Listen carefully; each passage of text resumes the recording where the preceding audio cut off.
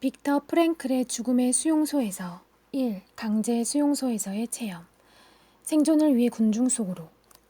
수용소에서는 자기 목숨이나 친한 친구의 목숨을 구해야 한다는 절박한 문제와 관련이 없는 그 모든 것들이 가치를 잃었다는 얘기를 이미 했을 것이다. 이 목적을 위해 다른 모든 가치가 희생되었다. 사람들은 자신의 모든 가치를 위협하고 또 그것을 의욕 속으로 내던져버린 정신적 혼란에 시달리고 있었다. 인간의 생명과 인간의 존엄성이 지닌 가치가 더 이상 인정을 받지 못하는 세계. 인간의 의지를 박탈하고 그를 단지 처형의 대상으로 전락시킨 세계. 이런 세계에서 개인의 자아는 끝내 그 가치를 상실할 수밖에 없다. 만약 강제 수용소에 있는 사람이 자존심을 지키기 위한 마지막 노력으로 이에 대항해서 싸우지 않으면 그는 자기가 하나의 인간이라는 생각, 마음을 지니고 내적인 자유와 인격적 가치를 지닌 인간이라는 생각을 잃어버리게 된다. 그리고 자신을 거대한 군중의 한 부분에 불과한 존재로 생각한다. 존재가 짐승과 같은 수준으로 떨어지는 것이다. 사람들은 생각이나 의지가 없는 양떼처럼 무리지어 다니게 된다. 그런데 비록 수는 적지만 매우 위험한 무리들이 사방에서 이들을 감시하고 있다. 이 무리들은 고문을 하는 것과 남을 괴롭히는 방법에 아주 능통한 자들이다. 그들은 끊임없이 고함을 치고 발길질과 주먹질을 해대며 무리를 뒤에서 앞으로 몰아간다. 그리고 양떼인 우리들은 오로지 두 가지 생각만 한다. 어떻게 하면 저 무서운 개들을 피할까? 그리고 어떻게 하면 음식을 먹을 수 있을까 하는 생각 말이다. 때를 지어 무리 한복판으로 슬금슬금 들어가려는 양떼들과 마찬가지로 우리 모두는 대우의 한가운데로 들어가려고 애를 썼다. 그러면 행렬의 앞열과 앞뒤에 있는 감시병들의 주먹질을 피할 수 있는 여지가 그만큼 많아지기 때문이다. 게다가 행렬의 한가운데는 매서운 바람을 덜 맞을 수 있다는 추가적인 이점도 있다. 따라서 자신의 목숨을 구하기 위해 우리는 글자 그대로 군중 속에 자기 자신을 파묻으려고 애를 썼다. 이런 일은 대오를 형성할 때 거의 무의식적으로 일어났다. 하지만 때로는 이런 일이 수용소 안에서 가장 절박한 자기보존의 법칙에 따라 의식적으로 행해지는 경우도 있었다. 그 법칙은 될 수 있는 대로 눈에 띄지 말라는 것이다. 그래서 우리는 나치 대원들의 눈에 띄지 않으려고 항상 각고의 노력을 기울였다. 나 혼자만의 공간. 수용소에서도 사람들로부터 떨어져 혼자 있을 수 있는 시간이 있었다. 그리고 심지어는 그래야 할 필요가 있을 때도 있었다. 잘 알다시피 사람이 하는 모든 일이 항상 다른 사람의 시선을 끄는 강요된 공동생활을 하다 보면 때로는 잠시 동안만이라도 사람들로부터 벗어나 혼자 있고 싶다는 생각이 강하게 들 때가 있다. 수용소에 갇힌 사람들은 혼자 있게 되기를, 혼자서 사색에 잠길 수 있게 되기를 간절히 원했다. 그들은 자기만의 개인적인 공간, 혼자 있는 고독을 열망했다. 그런데 소위 말하는 요양소로 옮긴 후 나는 한 번도 5분 정도 혼자 고독을 즐기는 흔치 않은 행운을 누리게 되었다. 내가 일하는 막사에는 약 50명의 정신착란증 환자가 수용되어 있었는데 그 막사리 수용소를 두 겹으로 둘러친 철조망 한 귀퉁이에 아주 조용한 곳이 있었다. 이곳에는 신신 6구를 보관하기 위해 기둥 몇 개와 나뭇가지를 엮어서 세운 임시 천막이었다. 그리고 거기에는 배수관으로 통하는 구멍도 있었다. 나는 일이 없을 때마다 이 구멍의 나무 뚜껑 위에 쭈그리고 앉아 있곤 했다. 그냥 앉아서 꽃이 만발한 초록빛의 산등성이를 바라보거나 철조망의 마른 목골 그물눈 안에 들어가 있는 먼 바바리아의 푸른 언덕을 바라보았다. 나는 간절하게 꿈을 꾸었다. 그러면 내 마음은 북쪽에서 북서쪽, 나의 집이 있는 방향으로 날아갔다. 그러나 보이는 것은 구름뿐이었다. 옆에 있는 시체, 이가 득실거리는 그 시체도 나에게는 문제가 되지 않았다. 감시병이 지나가는 발소리만이 나를 꿈에서 깨울 수 있었다. 병실에서 부르는 호출이나 새로 들어온 의약품을 받아가라는 소리 때문에 꿈에서 깰 때도 있었다. 약을 받은 다음 나는 회진을 했다. 환자들의 맥박을 일일이 재보고 상태가 위급한 환자에게 반알씩 주었다. 가망이 없는 환자에게는 약을 주지 않았다. 약이 아무런 도움이 되지 않기 때문이고 더 나아가 그것이 결국 가망 있는 환자들을 위해 써야 할 약을 빼앗는 것과 같기 때문이다. 증세가 가벼운 환자에게는 격려의 말 이외에는 아무것도 해주지 않았다. 나 자신도 발진 티푸스에 심하게 걸려 완전히 기진맥진한 상태였음에도 불구하고 나는 몸을 끌다시피 하면서 이 환자에게 저 환자로 옮겨가며 그들을 돌보았다. 그런 다음 나는 다시 배수구의 나무 뚜껑 위에 있는 나 혼자만의 장소로 돌아가곤 했다. 그런데 이 구멍이 어느 날 우연히 내 친구 3명의 목숨을 구하기도 했다. 수용소에서 풀려나기 바로 직전 다카오를 목적지로 하는 대규모 수송 작전이 있었다. 하지만 새 친구들은 아주 약삭빠르게 이것을 피해갔다. 그 구멍 안으로 들어가 감시병의 눈을 피했던 것이다. 친구들이 구멍으로 들어가고 나서 나는 조용히 뚜껑 위에 앉아 아무것도 모르는 것 같은 순진한 표정을 하고 어린아이처럼 철조망에 장화를 던지고 있었다. 감시병이 나를 보고 잠시 망설이는 듯 했다. 하지만 그런 다음 그냥 가버렸다. 그가 간 다음 나는 밑에 있는 새 친구들에게 최악의 위험한 상황은 지나갔다고 알려주었다. 번호로만 취급되는 사람들. 수용소에서 사람의 목숨이 얼마나 가치 없는 것으로 여겨지는지는 이것을 경험해보지 못한 사람은 상상도 못할 것이다. 감정이 무뎌진 수용소 사람들도 병든 사람을 이송할 때에는 이곳에서 인간 존재가 얼마나 철저하게 무시당하는지를 느꼈을 것이다. 다 죽어가는 병자의 몸은 바퀴 2개 달린 수레에 던져진다. 동료 수감자가 그 수레를 끌고 대개는 눈보라가 몰아치는 길을 몇 마일이나 걸어서 다른 수용소로 옮긴다. 만약 병자 중 한 명이 수레가 떠나기 전에 죽는다 해도 그 역시 마찬가지로 수레에 던져진다. 리스트에 올린 번호와 맞아야 하기 때문이다. 중요한 것은 오로지 번호뿐이다. 오로지 죄수 번호를 가지고 있을 때에만 그 사람이 의미가 있는 것이다. 사람은 글자 그대로 번호가 되었다. 그 사람이 죽었는지 살았는지는 그렇게 중요한 문제가 아니었다. 그 번호의 생명은 철저하게 무시된다. 그 번호의 이면에 있는 것, 즉 그의 삶은 그렇게 중요한 것이 못 된다. 그의 운명과 그가 살아온 내력, 그리고 그의 이름은 중요하지 않다. 한 번은 내가 의사로서 바바리아의 수용소에서 다른 수용소로 환자를 호송할 때 동행한 적이 있었다. 호송되는 환자 중에 한 젊은이가 있었는데 그의 형이 호송자 명단에 들지 못해 뒤에 남겨지게 되었다. 그러자 그 젊은이는 수용소 관리인에게 아주 오랫동안 강청을 했고 관리인은 마침 수용소에 그대로 남기를 원하는 사람과 그의 형을 바꾸기로 했다. 물론 리스트가 정확하게 맞아야 했지만 그것은 아주 간단한 일이었다. 그 형의 번호와 남아있는 사람의 번호를 바꾸면 그만이었다. 앞에서도 얘기했듯이 당시 우리에게는 아무런 문서도 없었다. 모든 사람들이 아직도 숨쉬고 있는 자기 몸을 가지고 있다는 것을 다행으로 여겨야 할 정도였다. 환자의 호송을 맡은 사람들이 갖는 관심은 환자의 유일한 소유물, 즉 끔찍한 해결 위에 쓰여 놓인 넝마 옷뿐이었다. 호송을 맡은 사람들은 뻔뻔스런 호기심을 가지고 호송되는 회도교의 외투나 신발이 자기 것보다 좋은 것인지를 살폈다. 결국 그들의 운명은 정해진 순서에 따라 가게 되어 있는 것이니까. 수용소에 살아남은 사람들, 여전히 일할 능력을 갖고 있는 사람들은 살아남을 수 있는 가능성을 높이기 위해 온갖 수단을 다 사용해야만 했다. 그들은 절대로 감상에 빠지는 일이 없었다.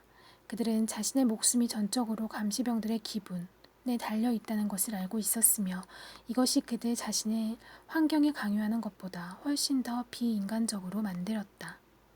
운명의 장난. 아우슈비츠에 있을 때 나는 내 자신을 위한 하나의 규칙을 만들었는데 이것이 좋은 것이라는 사실이 입증되자 그 후 내 동료들도 모두 이 규칙에 따랐다. 나는 대체로 모든 종류의 질문에 성실하게 대답하는 편이다. 하지만 딱 꼬집어서 질문을 받지 않는 일에 대해서는 침묵을 지켰다. 만약 누군가 내 나이를 물으면 나는 나이를 가르쳐 주었다. 하지만 내 직업을 물었을 때는 다른 수식어를 붙이지 않고 그냥 의사라고만 대답했다. 아우슈비츠에서 처음 아침을 맞았을 때 친위대 장교 한 사람이 전모장에 나타났다. 우리는 몇 개의 그룹으로 나뉘어졌다. 40살 이하, 40살 이상, 정신노동자, 기계공 등등 이런 식이었다. 그 다음 우리는 탈장 검사를 받았고 그 결과 새로운 그룹이 형성되었다. 내가 속해 있던 그룹은 다른 막사로 가게 되었다. 그리고 그곳에서 우리는 줄을 섰다. 여기서 다시 한번 분류를 한 다음 내 나이와 직업을 물었다. 나는 또 다른 작은 그룹으로 보내졌다. 다시 한번 우리는 다른 막사로 보내졌으며 거기서 또 다른 그룹이 만들어졌다. 이런 과정이 몇 번 반복되었으며 나는 기분이 아주 나빠졌다. 왜냐하면 알아들을 수 없는 외국말을 사용하는 이상한 사람들 그룹에 내가 속하게 되었기 때문이다. 그런 다음 다시 마지막 선별 작업이 진행되었다. 결국 나는 처음에 막사에서 내가 속했던 바로 그 그룹으로 다시 돌아오게 되었다. 그들은 내가 그동안 이 막사에서 저 막사로 옮겨 다녔다는 것을 거의 눈치채지 못하고 있었다. 그러나 나는 알고 있었다. 바로 그 몇 분 동안 여러 가지 형태의 운명이 나를 스쳐 지나갔다는 것을. 병든 사람을 요양소로 호송하게 될 때 내 이름이 리스트에 올라갔다.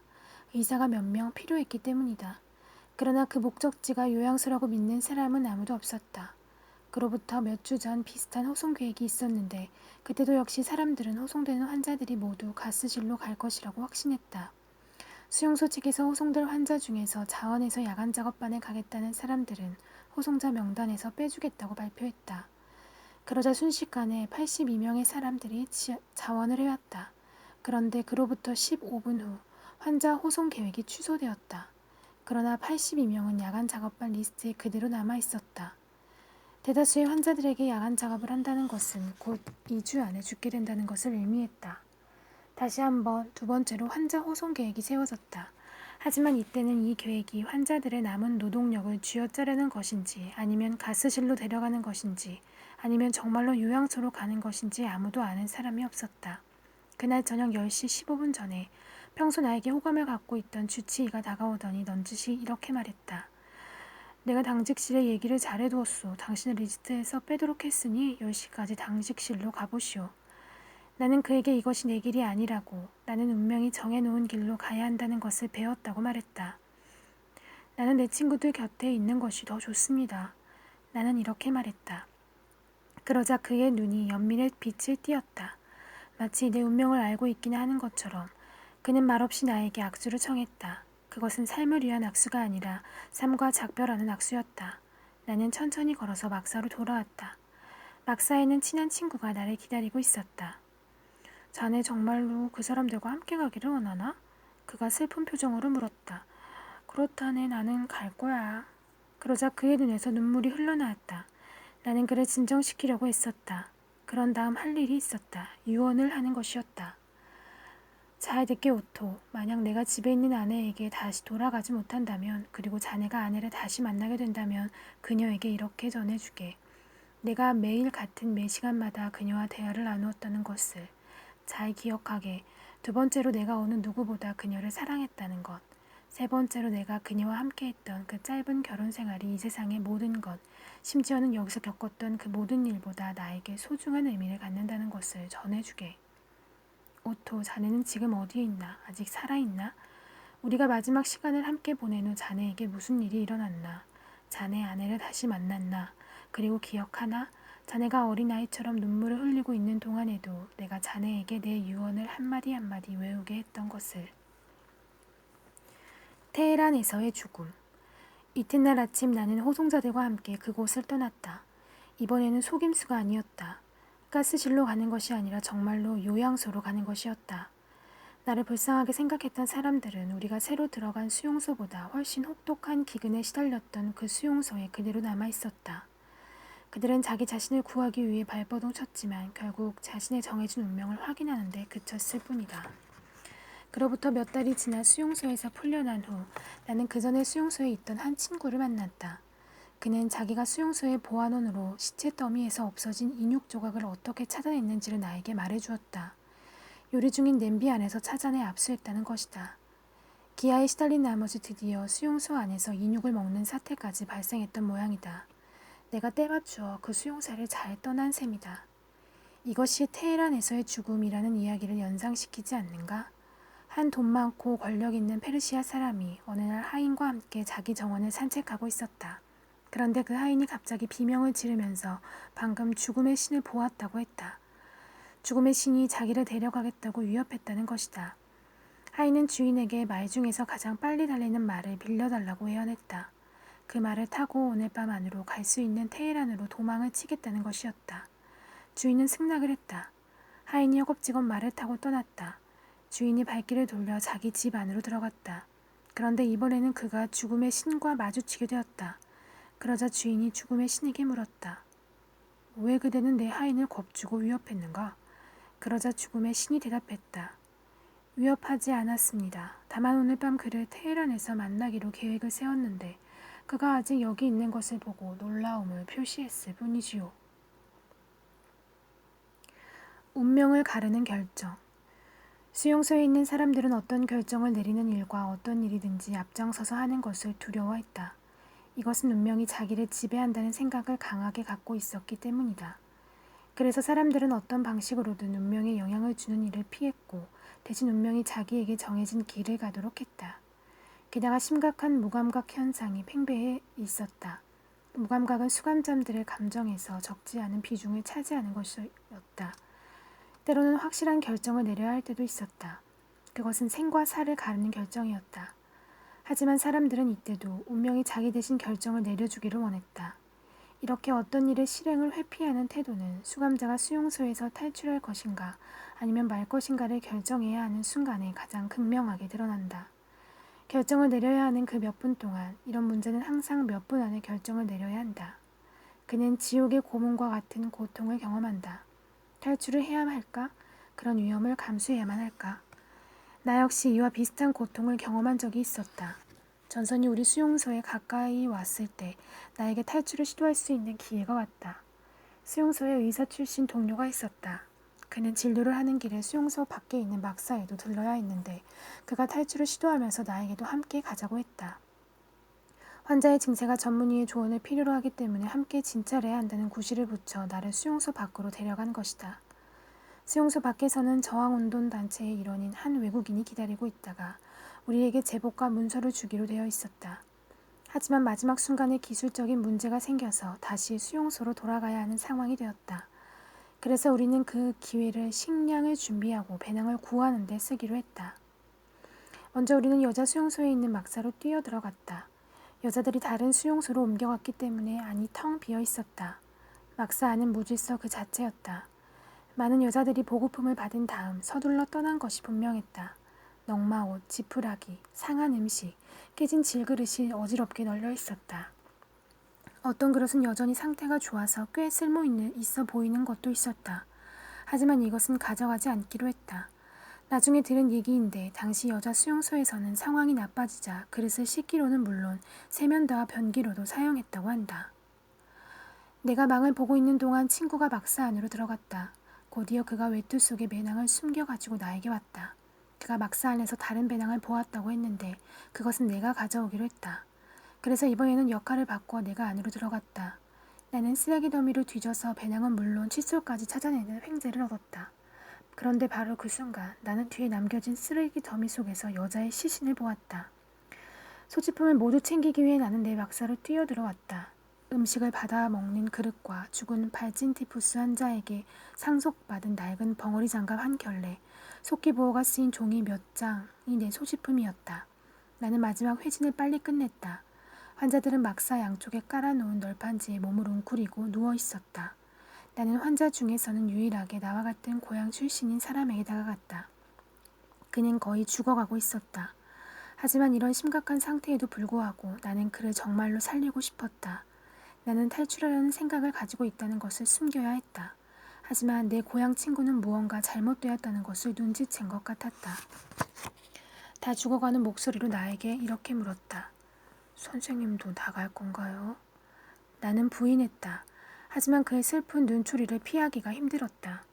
회진이 끝나고 나서 나는 다시 그에게 갔다. 그는 절망적인 눈빛으로 나를 맞았다. 어쩌면 나를 비난하고 있는 것 같기도 했다. 내가 친구와 함께 탈출하겠다고 말하는 순간 나를 엄습했던 그 불편했던 감정이 점점 더 심해졌다. 나는 갑자기 운명을 내 자신의 손으로 잡겠다고 결심했다. 나는 막사 밖으로 뛰어나가 친구에게 그와 함께 탈출할 수 없다고 말했다. 결연한 태도로 환자 곁에 그대로 남기로 했다고 친구에게 말하자마자 그 불편했던 감정이 사라졌다. 앞으로 어떤 일이 벌어질지 알 수 없었지만 나는 그 전까지 경험해보지 못했던 내적인 평화를 얻을 수 있었다. 나는 막사로 돌아가 고향 친구의 발끝에 앉아서 그를 안심시키려고 했었다. 그리고 고열에 시달리고 있는 환자들을 편안하게 해주려고 노력하면서 다른 사람들과 잡담을 나누었다. 수용소에서의 마지막 날. 수용소에서의 마지막 날이 되었다. 전선이 점점 다가오고 있었기 때문에 모든 수감자들을 다른 수용소로 옮기는 대규모 수송작전이 진행되었다. 수용소 당직자와 카포들 그리고 요리사들은 모두 도망을 갔다. 이날 해질 때까지 수용소를 완전히 비워야 한다는 명령이 내려졌다. 잔류해 있던 몇 명의 사람들까지도 모두 떠나야 한다는 것이다. 밤이 되면 수용소에 불을 지르게 되어 있었다. 오후가 되었는데도 환자를 실어 나르기로 되어 있는 트럭이 오지 않았다. 대신에 갑자기 수용소 문이 닫히고 어느 누구도 도망칠 수 없도록 철조망에 대한 감시가 강화되었다. 남아있는 사람들은 수용소와 함께 불태워질 운명에 처한 것처럼 보였다. 내 친구와 나는 두 번째로 탈출 계획을 세웠다. 우리는 철조망 담장 밖에다 시신 3구를 묻으라는 명령을 받았다. 수용소에 있는 사람 중에서 우리 2사람에게만 이 일을 할 수 있는 기력이 있었기 때문이다. 나머지 사람들은 거의 막사에 누워서 고열과 정신 착란에 시달리고 있었다. 우리는 계획을 세웠다. 첫 번째 시신을 운반할 때 관으로 사용하는 낡은 세탁동에다 친구의 배낭을 숨겨 나오기로 했다. 그리고 두 번째 시신을 옮길 때 내 배낭을 가져 나오기로 했다. 그리고 세 번째 시신을 옮길 때 탈출을 하자는 것이었다. 처음에 2번은 계획대로 진행되었다.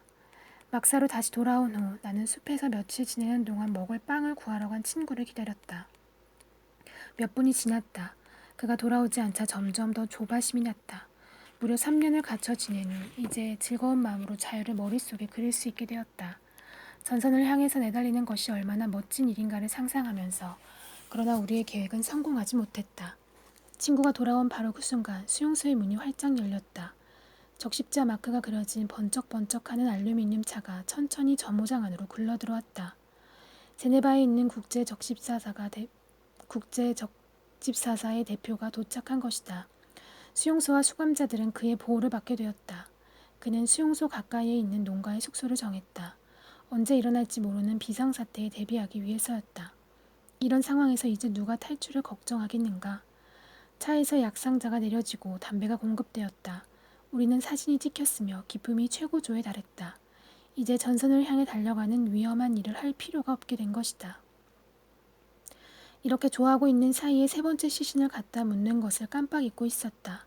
그래서 우리는 시신을 밖으로 가져가 파놓은 좁은 무덤에 밀어 넣었다. 우리와 동행한 감시병이 갑자기 온순해졌다. 그는 정세가 뒤바뀐 것을 알고 우리의 호감을 사려고 애를 썼다. 시신 위에 흙을 덮기 전에 죽은 사람을 위해 기도를 올리자는 우리의 제안에 따라 함께 기도를 올렸다. 오랜 시간을 긴장과 흥분 속에서 보낸 후 동료의 죽음 앞에서 울리는 평화를 갈구하는 우리의 기도는 그동안 인간의 목소리로 올렸던 그 어떤 기도보다 뜨거웠다.